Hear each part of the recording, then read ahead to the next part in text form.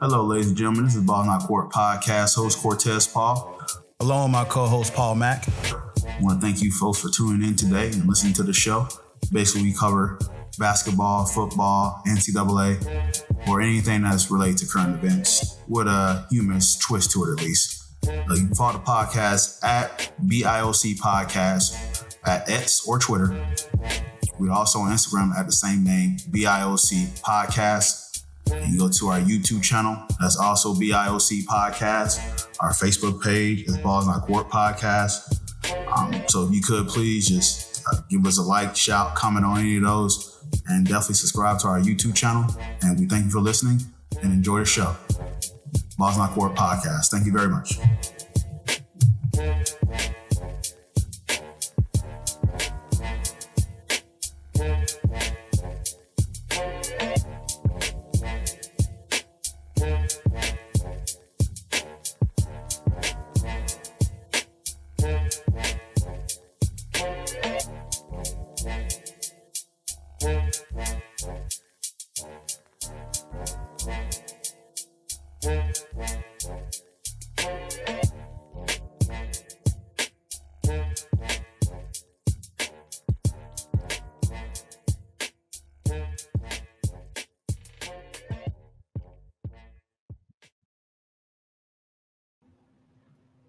Welcome to the Ball Not Court Podcast. Cortez Paul is here.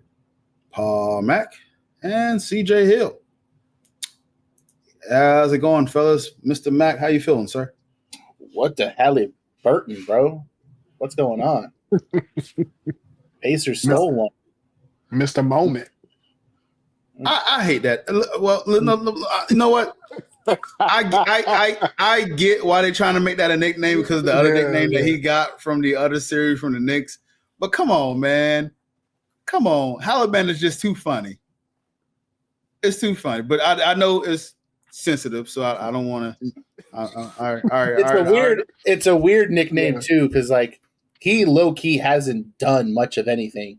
Right? Just hit a big shot at the end of the game, but like they wouldn't have been there if it was just him. So yeah, man. We always remember when the bombs dropped, though. That's the thing.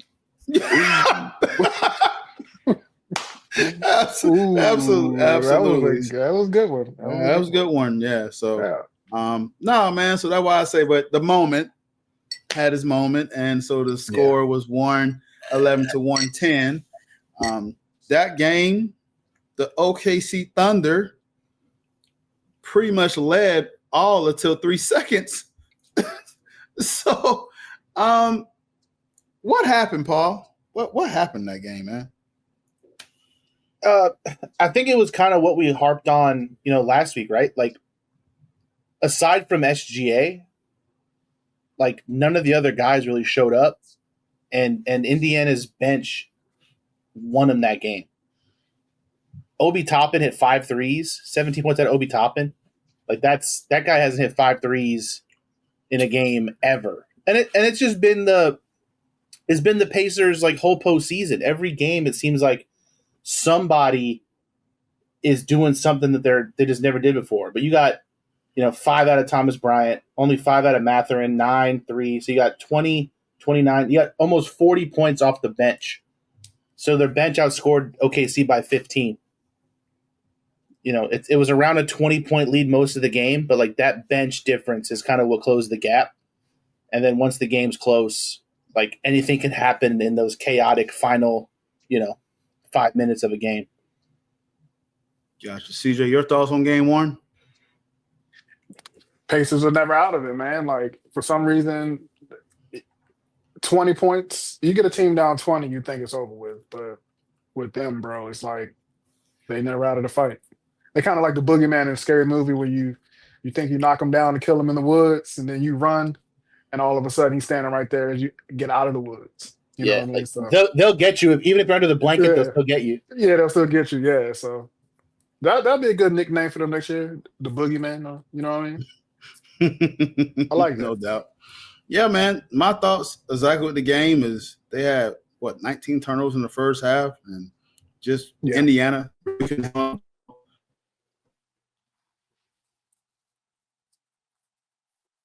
Oh, lose him? Oh yeah, It's frozen. he's out. He's out there in the space. Be back. Be back. Please. Can you hear me good? Am I good? I think you're getting better. You're getting better. There you go. There you go. Okay. Sorry. My Wi-Fi should be good. I don't know what's happening. It's Florida. What can I tell you? Probably some squirrels are eating the wires or whatnot. Nonetheless, like I said, the turnovers with the Pacers was just a mess. And from what I've seen, man, it's just they seem to make timely shots. You guys mentioned the bench. Obi Toppin, oddly enough, kind of started out the game kind of sketchy. Looked like he was nervous. Kind of feel like he was sped up a little bit. Fell in and start hitting these shots, it became a problem. And then, seeing other guys step up like Andrew Nembhard, what he's been doing from time to time. Tyrese Halliburton really didn't have a really good game, both of these games. The first game, I mean, I know he had the last game-winning shot, but it felt like the one time they really didn't kind of blitz him on a drive, he took the jumper for the game winner. And so that's kind of what I saw with that game winner that he hit, and it was impressive, man. What's y'all thoughts about the reaction around the social media with the shot? I mean, it's one of them things where I think you needed that kind of shot or that kind of game to get everybody attention because, I mean, they really not doing a good job on ESPN of making it seem like it's going to be a fun series or, must-see type series. So you definitely needed that type of shot or excitement to get this, get this thing going.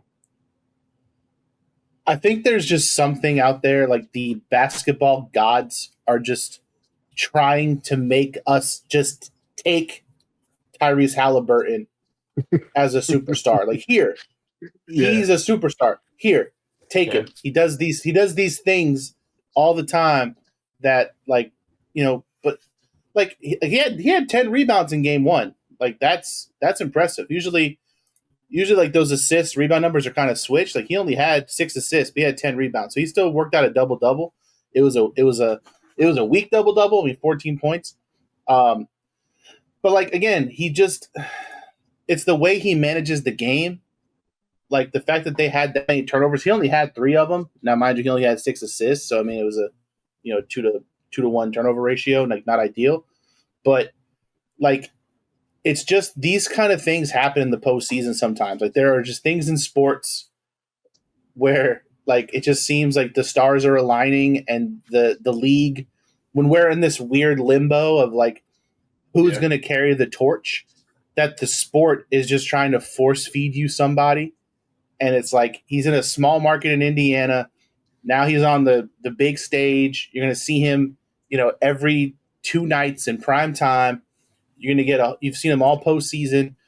He's riding the wave of the choke in the Knicks series. Like he's got charisma. He's got the crazy dad. Like it's all these things that like they just want us to just accept him. And it's like we're trying to crown all these other people. And it's just like, this guy is really good. Look at him. Just take a look. And it's like, I just don't know. It's just kind of annoying to me. Yeah. Paul, to CJ's point, what you think about ESPN coverage of the NBA Finals so far?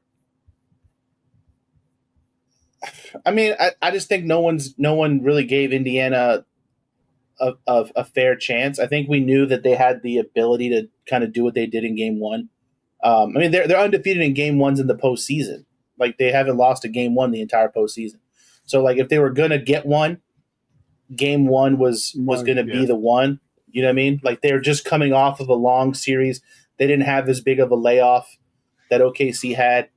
Like it wasn't as it was a grueling series, like 6 games, grueling series.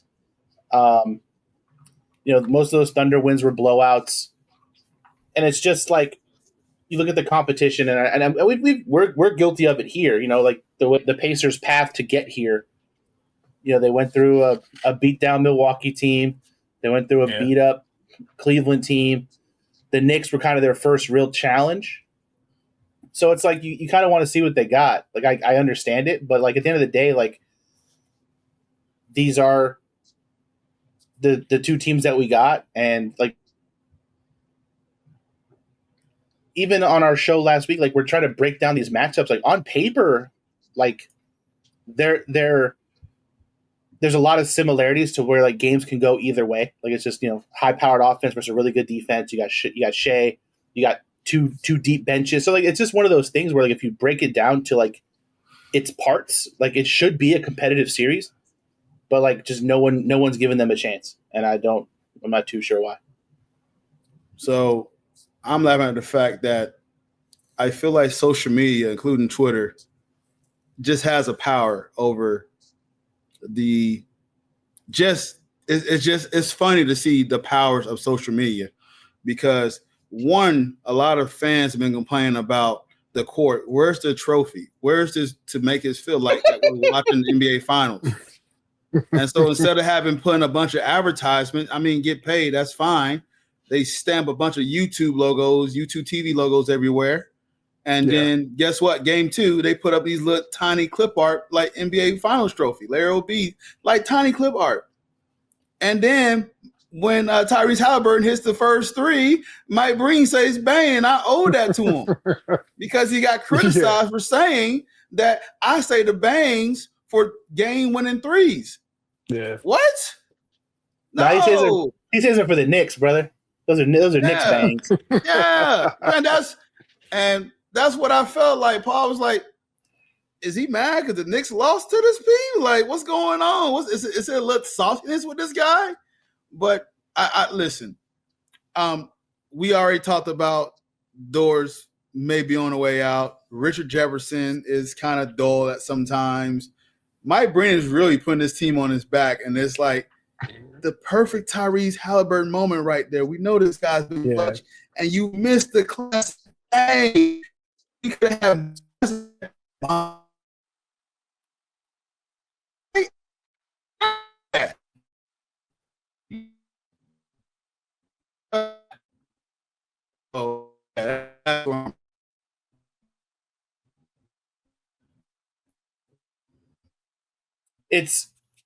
It's going to be interesting because I feel like with the NBA kind of taking things over on ESPN, like obviously you have the NBA on NBC coming back, but I don't trust just solely having ESPN with the NBA. Like I understand, I understand like they took the inside the NBA people, like they're going to have that same show on ESPN, but like it's not going to be the same show.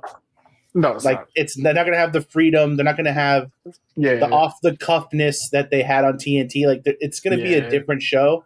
It's going to be watered down. And it's going to be crushed with advertisements and commercial breaks, and like it's going to just be super ESPNified. And it's just like I respect that you're trying to like keep that movement of like the NBA on TNT like with ESPN, but aside from Mike Breen, like all the people they've let go, it's just like I don't know, man. It's gonna be tough knowing that the ESPN that the NBA is only gonna be on like ESPN and ABC. Like I can't co-sign that, bro. I don't like it.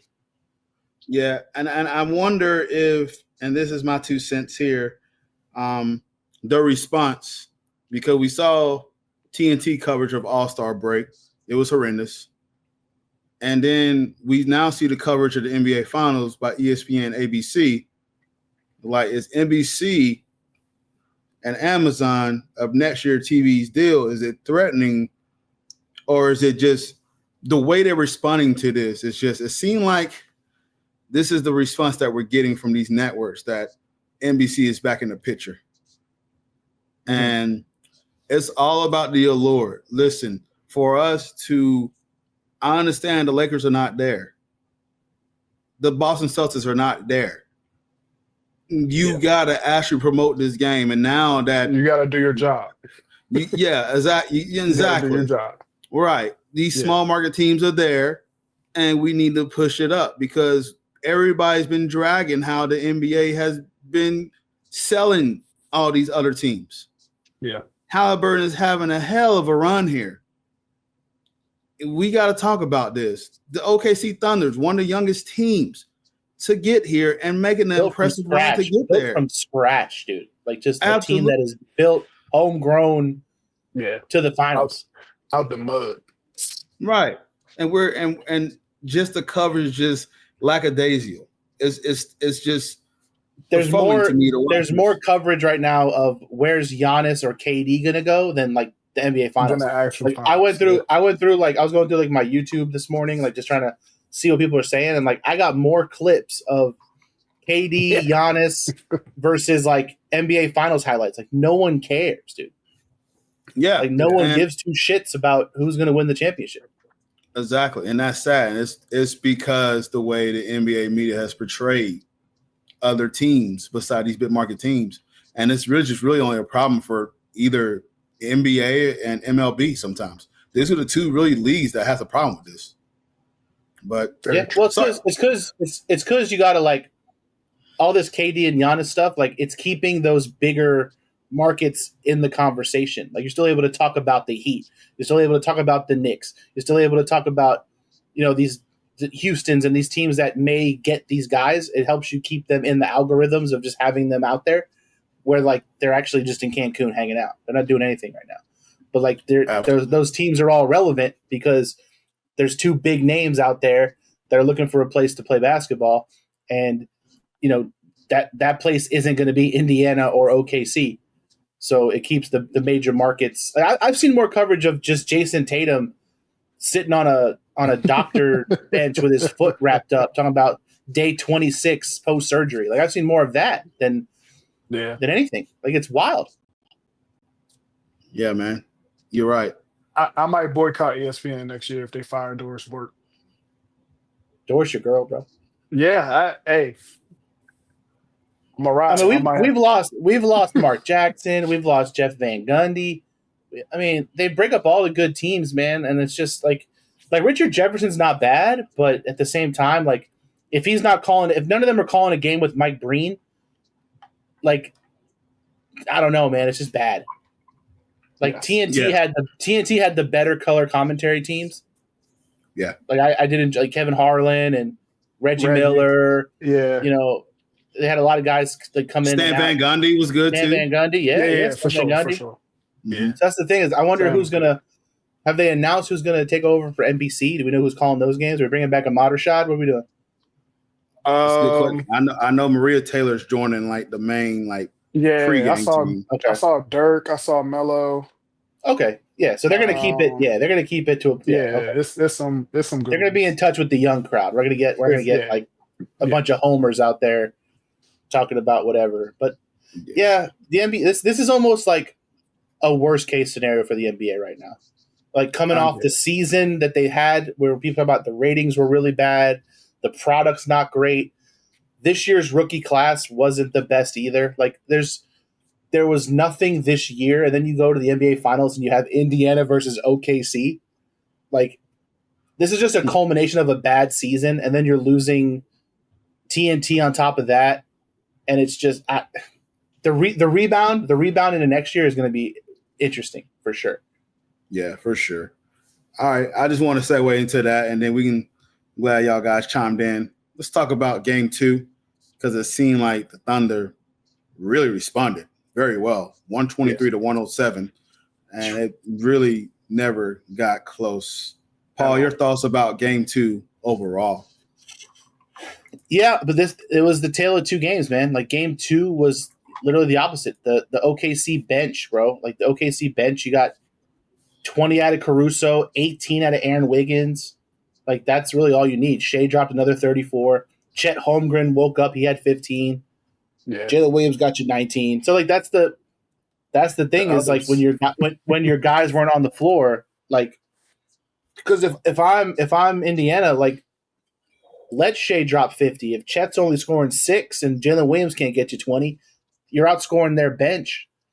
Like what are you gonna do? But if not only if you have that many guys in double figures, but that many guys flirting with 20, you got 4 or 5 guys getting damn near 20 points.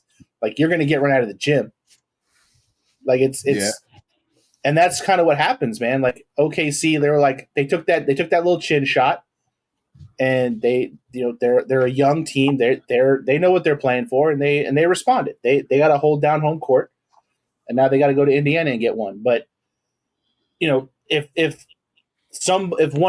one other guy would have stepped up like this in game one, it'd be 2-0. You know what I mean? It's just no one else really stepped up. And like I said before, this has been the Pacers all postseason. Like versus the Knicks, it was like these two huge games from Pascal Siakam and the greatest shooting performance by anyone ever in freaking in Aaron Naismith. Like the guy dropped like 15 points in like 2 minutes. Like there were these fluky thing, and then Tyrese Halliburton bounces a shot off of the fucking jumbotron that goes in off the ceiling.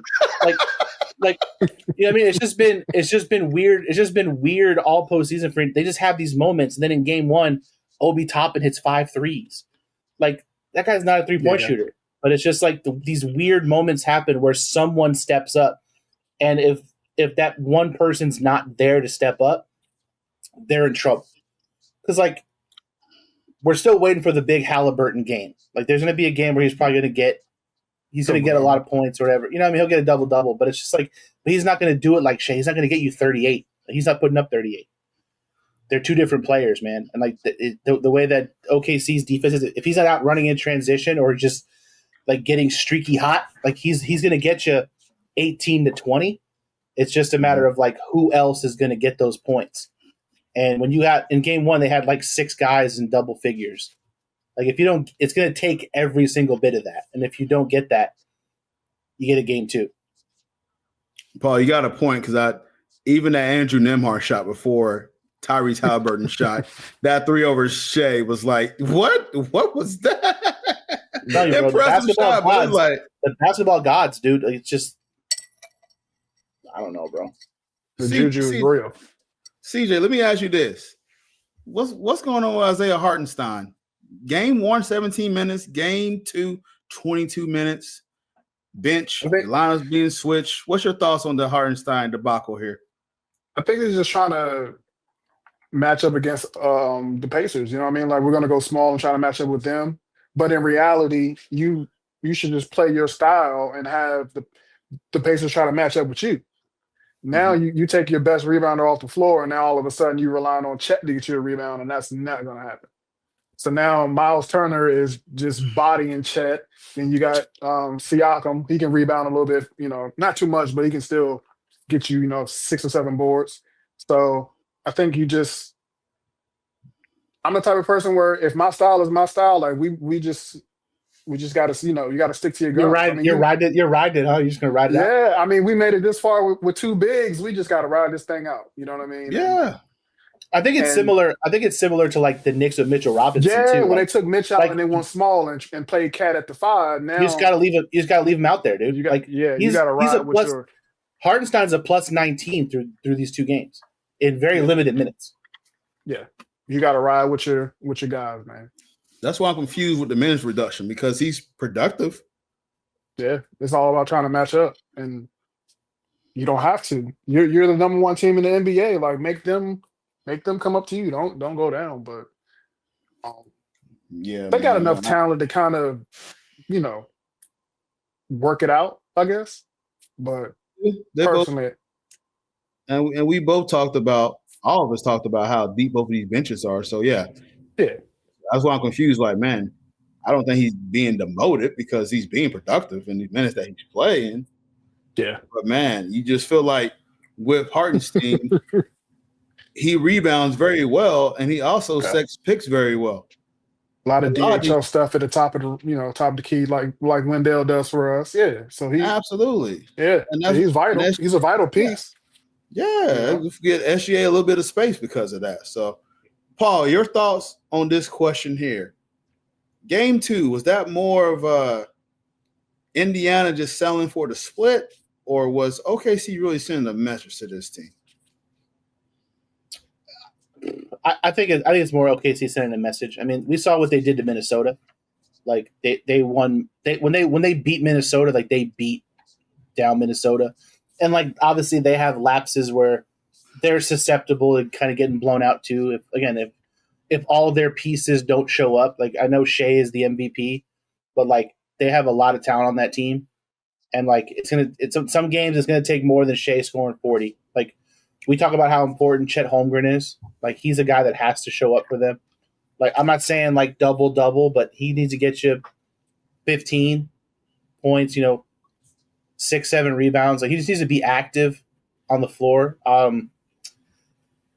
Like there's like game 1 was weird because like Lou Dort was hot for them, and it's just like I could live with Lou Dort getting hot as long as like Chet and like Jalen ain't doing anything. Like that's a wash because typically if Lou Dort's getting you 15 and Chet's only getting you 6, and then Jalen Williams gets you like 15, like he'll take that because typically in a normal situation, Shea's getting you 30, Chet's getting you close to 20, Jalen Williams is getting you close to 20.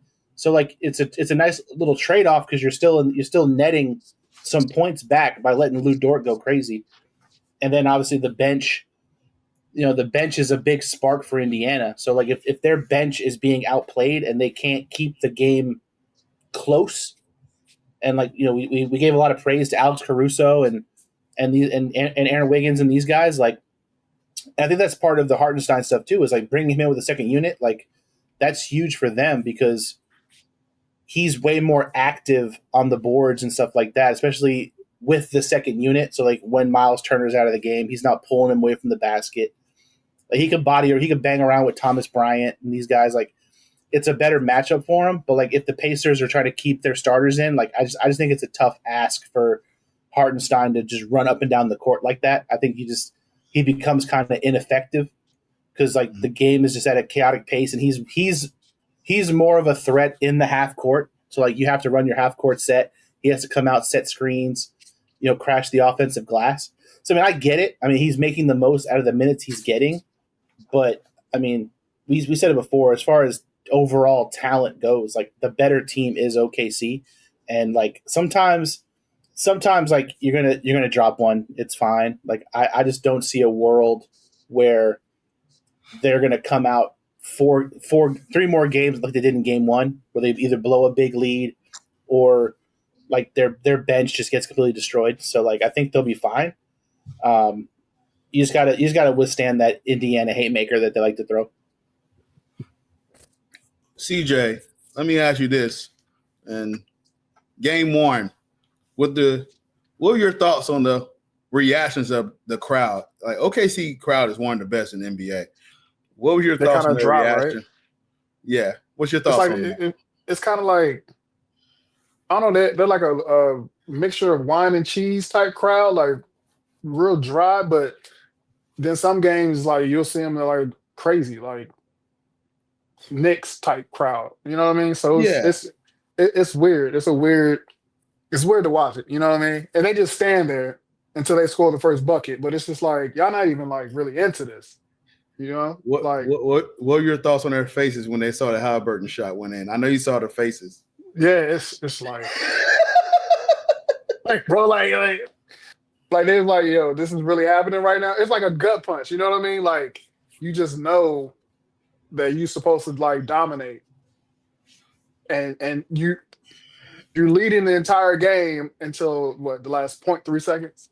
Yeah, and it's just like it's deflating. You know, it is. It's just deflating. All right, last thing before we get on some other topics here, Mr. Mack, your thoughts on how this Indiana crowd is going to respond with a 1-1 split since your team has played against this Pacer crowd last round? I mean, you covered it last week. Like the Pacers' record at home is really good, but they're really good on the road. Like their fans are traveling right now. Like they're Indiana, regardless of how small the market is, like it is a basketball town. Like it's a basketball city. You know what I mean? So like I imagine this is their first opportunity in NBA Finals in 25 years. Like they're gonna be lit, man. They're gonna be live, and like that energy is kind of what fuels that team. Like the energy from that building is gonna keep them going, keep them moving. It might be what Halliburton kind of needs to get him a little spark. Just kind of slap the jumper cables on him, let him get some of that energy out of the crowd, and like let him do his thing. I just feel like he plays better at home. Like that crowd is a real catalyst for him. His dad's able to attend home games, so his dad will be in the crowd. that's a big thing too. Like that Knicks game, like when he hit that shot, like his dad was there. You know what I'm saying? Like it's a different environment, and I just think like stealing one from OKC, going back home 1-1. Like you got to look at it like you're winning the series at this point. So you're gonna go into game 3 thinking you're up, like you're up going into game 3. Yeah. So that crowd's gonna be as wild as the Indiana crowd can be, as boring as those people look. Like they're gonna be a little electric, bro. I don't know. They're gonna have a rocket in there. Yeah, bro. All right. Well, that's our NBA Finals talk there, real short.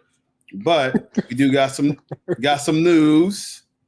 Tom Thibodeau's been relieved of his duties, and of course, we have our resident New York Knicks fan on the podcast. So, Paul Mack, speak on Tom Thibodeau's coaching career with the Knicks. Your thoughts, how you feel, and what you are expecting the New York Knicks to do as far as the next coaching move.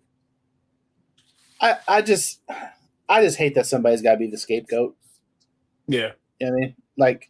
He's done more for that franchise as a head coach than anyone's done in my lifetime, pretty much. Like he's gotten us closer to the promised land than anybody else has, regardless of his style. I understand like the league's changing and things are happening, and people say he's kind of stuck in his ways, and everybody likes to throw out the things he did in Minnesota and how he ruined Derrick Rose's career and all that stuff. But like at the end of the day, like he gets the most out of his guys.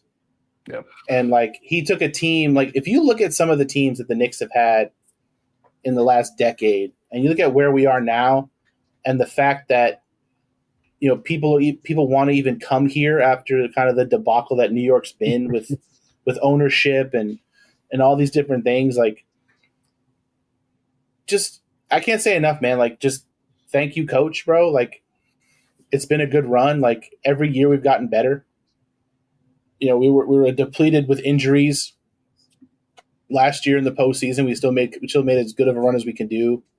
You know, just sometimes you just get out coached, like, and that happens. Like Rick Carlisle, like we got out coached, man. Like our game plan went out the window, and just, you know, those games were all really close. I think like the point differential was like less than like 2 or 3 points if you factor in all those. It could have literally went either way. Like, it was such a tight series. Sometimes the ball don't drop your way, and you almost wonder like, had they beaten Indiana and gone to the NBA Finals and then lost, like if this was still the same outcome, I don't really know. It just seems like people like Jalen Brunson, like they didn't have a problem playing with him.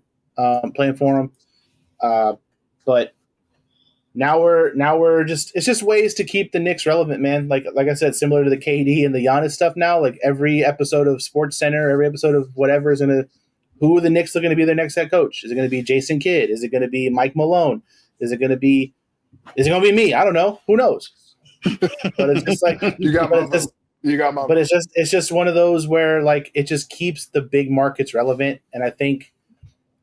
Getting a big run like they did in the playoffs, getting all these eyes on them, like you have to put yourself in a position to where you're still going to be the talk of the off season. Like the Knicks potentially could dominate the off season with the idea of signing a big name head coach, signing a big name player, whether it be KD or Giannis, and trading for Giannis, maybe cat moves, whatever you got to do. But it's like, the Knicks are in a position to where they can literally, aside from Cooper Flagg being drafted number 1, like the Knicks right now are in a position to have like the biggest publicity all off season because there's so much in the air for a team that literally just made it to the Eastern Conference Finals.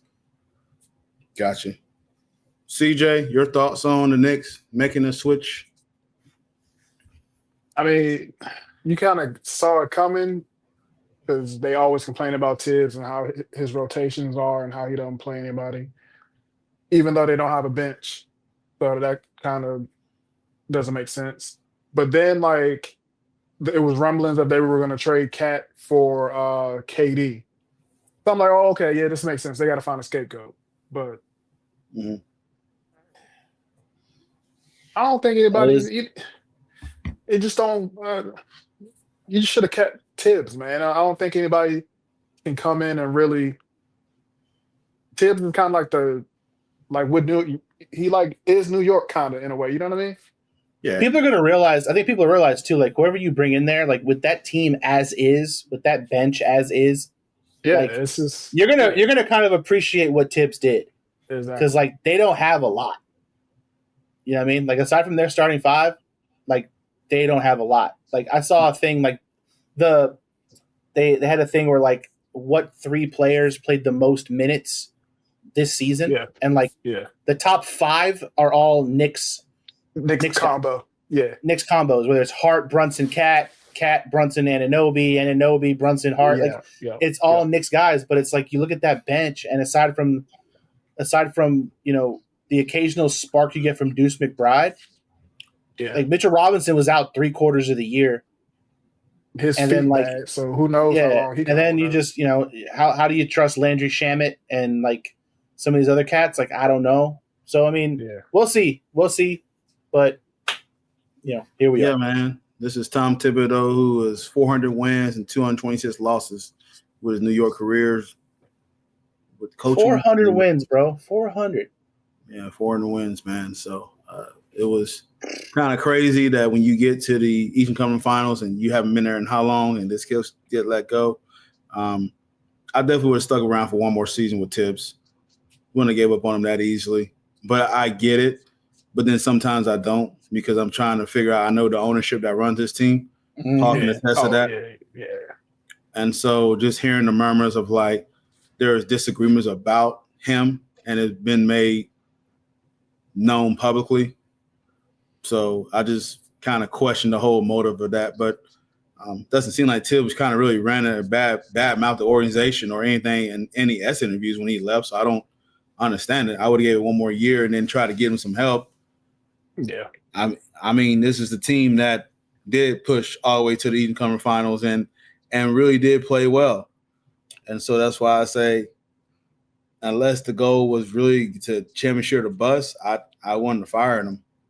It's the tough part about New York too, because like to any of us, right? Like they overshot last year and this year. Mm-hmm. Like we said it all season about how like, oh, they can't beat their record's terrible against the top teams in the East, top teams in the West, like all this stuff. And then they get to the Eastern Conference Finals. You know what I'm saying? It's just like, yeah, they overachieved.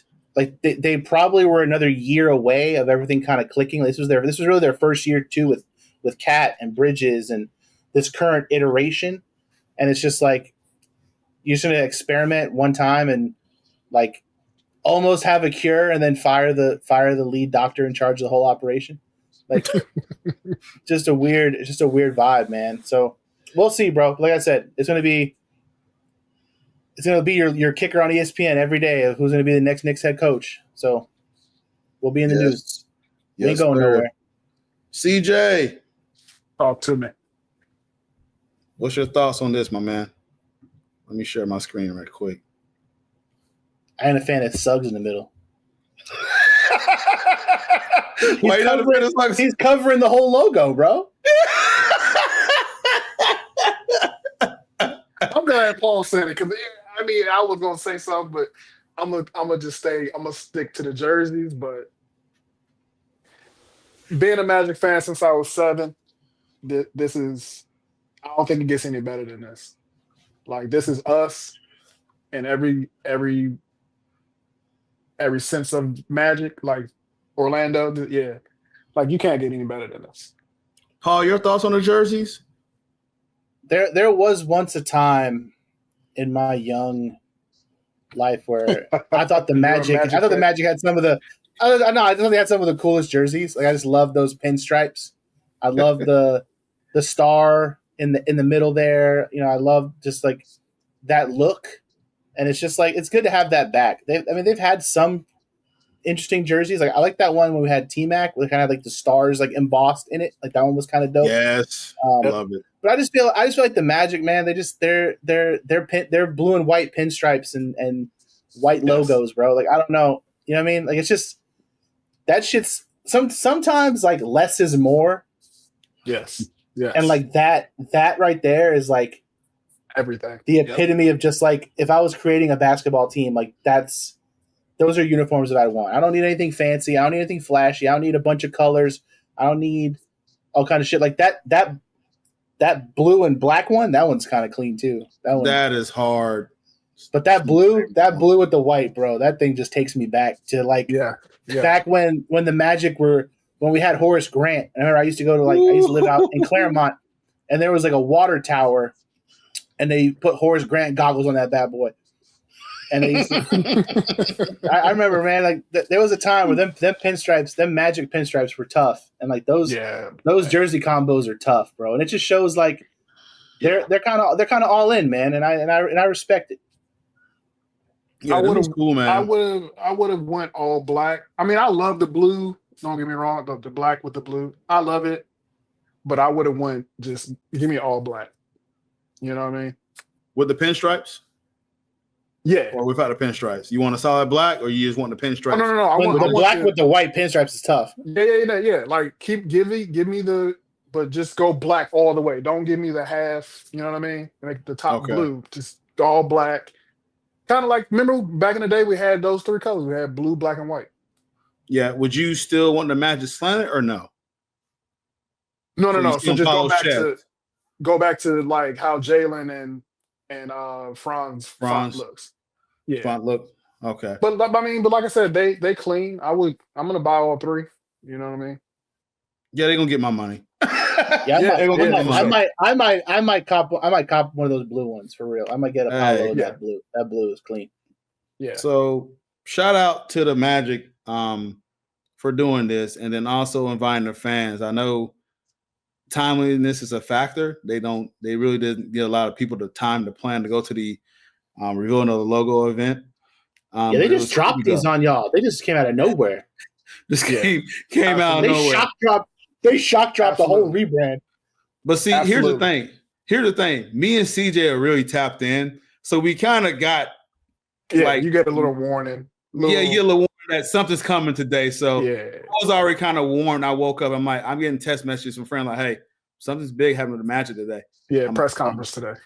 I'm like, they're dropping the new logos, which it makes sense if they need to do this for the draft. If they're going to draft a prospect or two, have that new draftee in the new gear.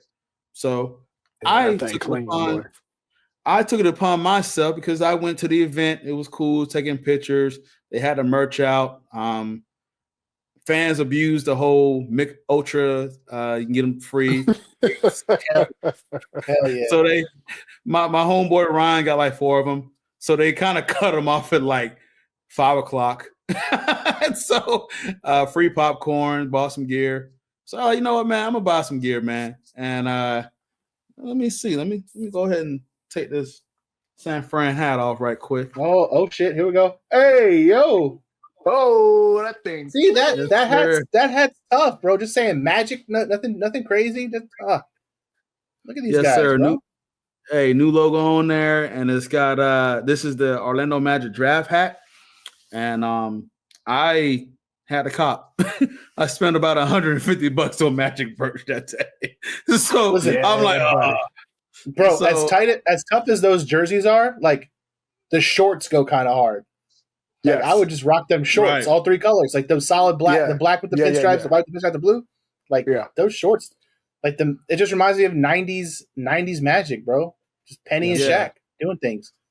They really did a good job with this rebrand. And the cool thing about this, Paul, is that they took a lot of fan input about going back. Give us some nostalgic feeling. Give us a time where we remember that there's been a lot of up and downs being Magic fans. And so give us some kind of memory lane, do this, and still be modern about it. And what I laugh about is the Make It Magic slogan last year. Man, it was right down to my nose, man. That was the fun for the New Jerseys. Oh, it is. It's crazy. Yes. It's crazy to think that your team is so old now that they can literally bring back a version of like initial throwback jerseys. You know what I mean? Yeah, it's cool, man. So that's why I'm like, man, this is pretty cool to see. So, but I have a whole thing on how the NBA handles jerseys. Like I feel like because like there's times where the Magic have kind of worn like the retro jerseys, but they wear them like once every so often. Yeah, like a special occasion or whatever. Like every team should always have every year. There should be like a retro that they bust out like at a certain point. Yeah. There should be like a whole month where it's like retro jersey month or whatever. And whether you're home or away, you're rocking some kind of throwbacks. Like I just feel like the NBA needs like to just be in touch with a little more with its history because like there's been some fucking sick ass jerseys in our lifetimes, and you just don't see them anymore. Paul, my thought process, and I'm gonna ask you this question just from a Knicks fan perspective. Me personally, and you can probably put your input in it because you've been in Orlando for a little bit. I wish they would make like a city jersey that would incorporate the slogan for Orlando, City Beautiful, and Lake Eola. Like there's got to be some kind of like parallel there to pay homage to the city. So like the slogan, the City Beautiful. And I'm just thinking of a famous landmark that everybody that's in Orlando knows about, Lake Eola and the fountain. Why not do something there? I mean, can you add to that, Paul, or can you, CJ? What's y'all the eyesore on I-4 can go over there too, bro. Listen, I've been driving by that for like the past maybe 3 or 4 days. Yes, and like when I drive by it, I'm like, it's still empty. Yeah, it's not even done. It's just there. That was there when I was a teenager, dude. Mm-hmm. I don't even know what it's done, but it's just empty. It's just sitting there. I don't know what it's supposed to be. Yeah, it's crazy. It's sitting there. But you know how we have that we have that kind of that Orlando sign, like when you get into the city, you know what I'm saying? On the highway. By that on the highway, like even the way that's written, like that across the front of a jersey would be tight. You know what I'm saying? Cool. Or like just something that incorporates because like it's hard because like their color scheme, like it's good. Like blue, that royal blue and white. You get some black, like that's really all you need. It's just a matter of like I don't want to see them do too much and just make some wild like City Beautiful jersey. Yeah. But at the same time, like that orange theme was that was tough. That orange, the white and orange. Yeah. I get it. Like pay homage to Orlando, but it's just hard because like aside from Lake Eola, ain't a lot of beauty out there, bro.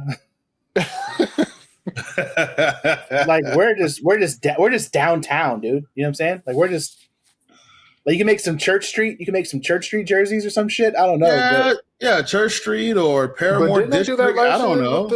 Last year's the Kingdom Rising theme, wasn't that the font came from the Church Street? Oh yeah, like the Church Street district. I feel like that did. Font. I think that did. Yeah, that was some kind of the Church Street district. Yeah, I think that's where that came from. So it's just tough because Disney's in their back pocket. So it's like if they do anything, it's gonna be like fucking Disney themed and shit. We're gonna have a fucking Mickey Mouse on the front of them shits, and it's just like, nah, bro. Like I remember the fucking arena, bro. I remember having a park in some random person's front yard and walking to a basketball game. Like, just go back to that, dude. Go back to the good times, bro. Good times. Hey, one more segment before we get out of here. It's official. Aaron Rodgers has signed with the Pittsburgh Steelers. Did we check on Brad? Did we check on Brad Renner? Is he okay? I mean, he took a lot less money. He ain't tying up any kind of salary cap. He only took like $13 million or some shit. He didn't take a lot of money. So there's that. I'm just glad he stopped holding them people hostage and finally signed. I think people stopped caring, man. I honestly think people. Yeah, it was just like, it died out real quick. Like, oh yeah. Yeah, I think it got to the point where no one cared anymore, and no one really gave two shits. Or he's like, well, I'm gonna announce where I'm going. Like, motherfucker, we knew where you were going 3 months ago. Like, we knew exactly. The moment we saw you and DK Metcalf hanging out, we knew where you were going. Exactly. Like, come on, bro. But hey, good for Pittsburgh, I guess. They're still in the toughest division in football. They still got to deal with a TJ Watt contract. Like, you know, they got way bigger things to worry about than who's going to be their quarterback. Their hands are full, buddy. Yeah. All right. I know this was going to be our last topic. I got one more topic because we already saw that the Netflix starting five it's going to have Kevin Durant, Jaylen Brown, James Harden, Shai Gilgeous-Alexander, and Tyrese Halliburton. What do we think that's going to be like now that we know what kind of took place or taking place now? I don't know if I care what any of those guys are doing. Like none of them are really none of them are really interesting characters at this point. Like James Harden's up there in age. Like KD just moves in silence all the time. Like, we don't know what KD. He'd probably be the most interesting one out of all of them. But like KD Shai, would be the most interesting one. I could care less about Shai. Shai. Yeah, Shai's a family man now. He got a kid. Like he's all that. Like I guess Jaylen Brown could kind of be interesting because he's kind of like become this enigma over the last like couple years. Like he's like an activist too.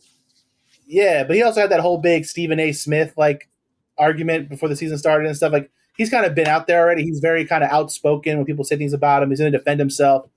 So like I think kind of being able to see him like how he responds to like all this stuff in real time will be interesting. But as far as like the others, like Tyrese Halliburton is basically like watching an episode of Family Matters. Like that dude's just Steve Urkel. Except he's in a white. Except he's in a white neighborhood instead of a black neighborhood. His tunnel fits as he comes into the games. I'm just like, bro, who told you to put that on? Yeah. Like, okay, so I agree with you. He came in dressed up like a fucking. He was wearing like a suit with like shorts or whatever. Like, I'm like, bro, come on. He was going to a job interview to audition as a toddler. Like, I don't know what he was doing.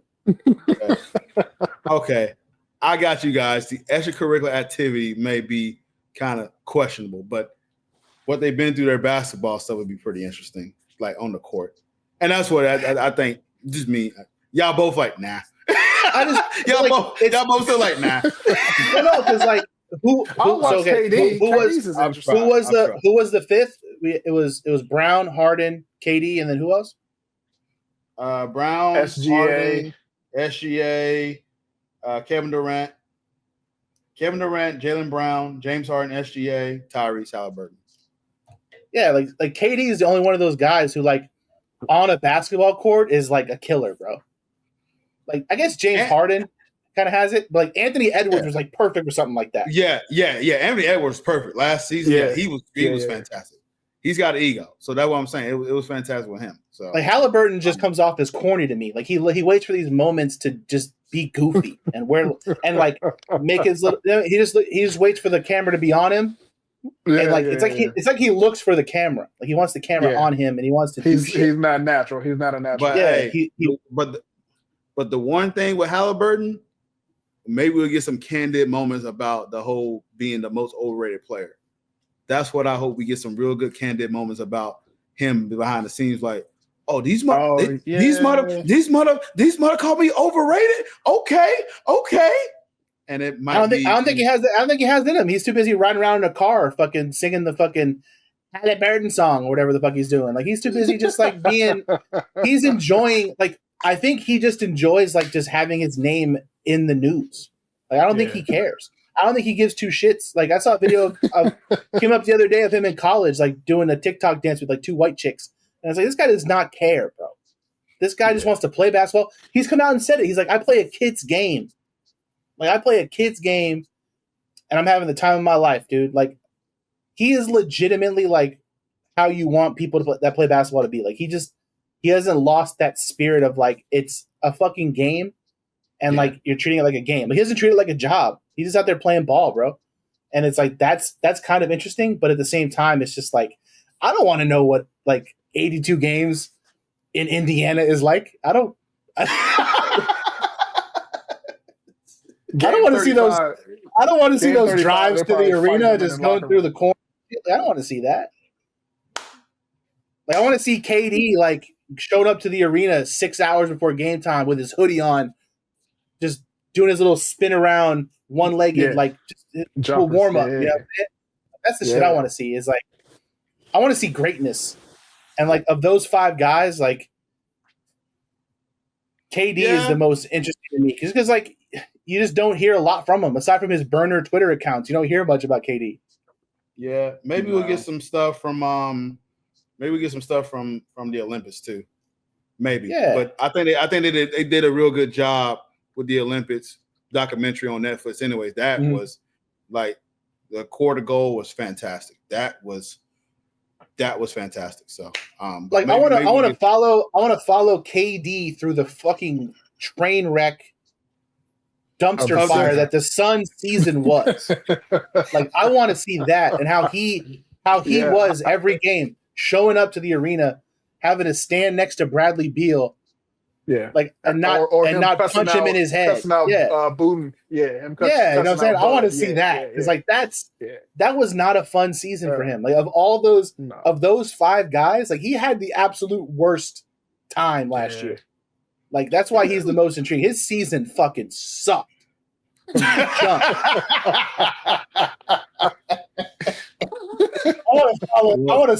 want to see that pain. I want to see that shit. Yeah, how my man feels with that, and about all the behind the scenes, just of him looking like, man, I can't wait to get the fuck out of here next year. Like that's his personality is gonna, you know what I mean? Like we know how he is on Twitter.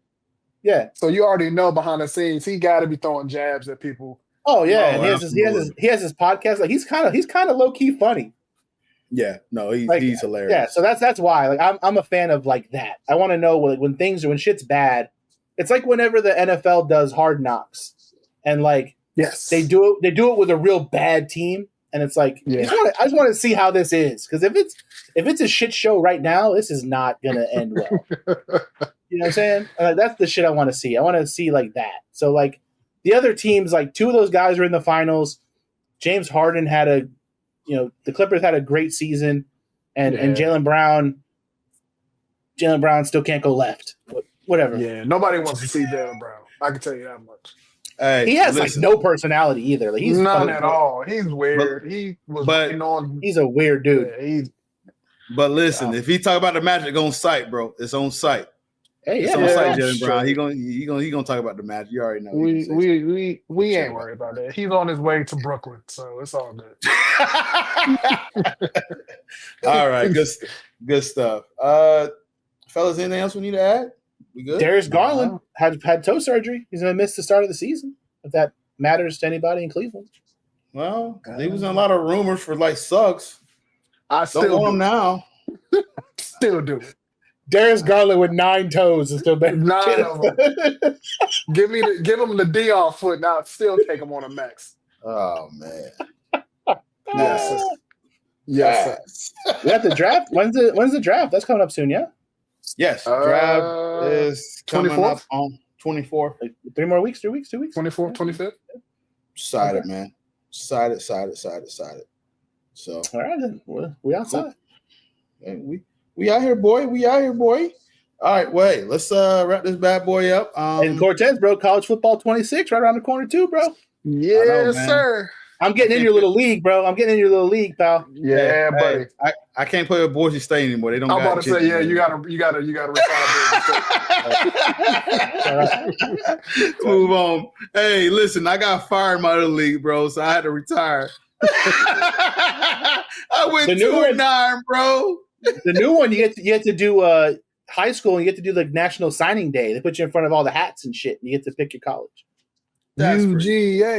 UGA. Hey, I'm excited, man. I just got done playing a little bit of Tony Hawk demo, so yeah, I've been watching the Xbox showcase. That Lupe Fiasco brought me back, bro. Yeah, dude, you already know we're growing up, man. That intro goes hard, bro. That intro went hard. I was like, shit. Growing up, man. I was like, hey, listen, man, that's all about taking the bat, man. But hey, guys, let's close this bad boy, man. We still got an hour out. This is crazy. I didn't think we would get an hour out, but it was easy. There's some dudes hanging out. Easy. Let's got a gift for Gab. All 3 of us. So, all right. Stick around. You might learn something. Yeah. There you go. You gonna learn something today. All right, Paul. Give me your ad name. Hey, bro. I'm on X at _Paul_Mac, and I'm on Instagram at ThePaulMac520. CJ on X at CJ1911. Awesome. You can find me at CP on Twitter or X, wherever y'all call nowadays. You can also get the podcast there, BOC Podcast. Make sure you give us a like, comment, shout there. Instagram, also BLC Podcast, TikTok BLC Podcast, YouTube BLC Podcast. We getting a lot of hits right now, so we appreciate the love, gang. Like, tap in, man. We're sending all this content your way. So also go to our Facebook, type in Balls Not Court Podcast. I'm not suspended anymore, so I can get back. We're out of Facebook jail. We're back. Yeah, We're back. I'm out of jail. I was singing Akon. They got me locked up. They won't let me out. They can't take our freedom. Exactly. Hey, I will sacrifice myself for the podcast anytime, baby. Let's go. So check us out. We're at get us on iTunes, TuneIn Radio, Stitcher, iHeartRadio, Spreaker, Windows. We're also on Radiate.fm, the internet radio station. So show love to them, show love to us. Yeah, man. So we do this here. We'll recap. Again, it's now the series shift to Indiana. So I'm pretty sure those Indiana Hickory Fever crazies are going all over the place. I need to pull up and see Sophie Cunningham. What's up, girl? Yeah. I'm like the NBA is almost over and they're playing every like 2-3 days now. Like I might low key go on playback and watch a fucking WNBA game, bro. I'm jonesing for something. Yeah, dude, listen. Fever. So I'm just okay. All right, let's close. Chicago Sky stink, dude. Oof. Yeah, man. They're looking kind of rough, man. So all right, guys. Well, hey, thanks for listening. I saw a meme this morning. They announced their player of the game from their previous game. Girl had like 8 points, 2 rebounds, and an assist. She was the player of the game. Sound about right. That's rough. Hey, man. That's tough. That's what we call progress. Just kidding. Sky's falling. Sky's falling. That's great. All right, guys. Well, hey, stay tuned. Tap in. We'll be back as always with some more content. So, speaking for Mr. Paul Mack, CJ Hill, Cortez Paul, BLC Podcast. Thank you for listening, guys. Peace.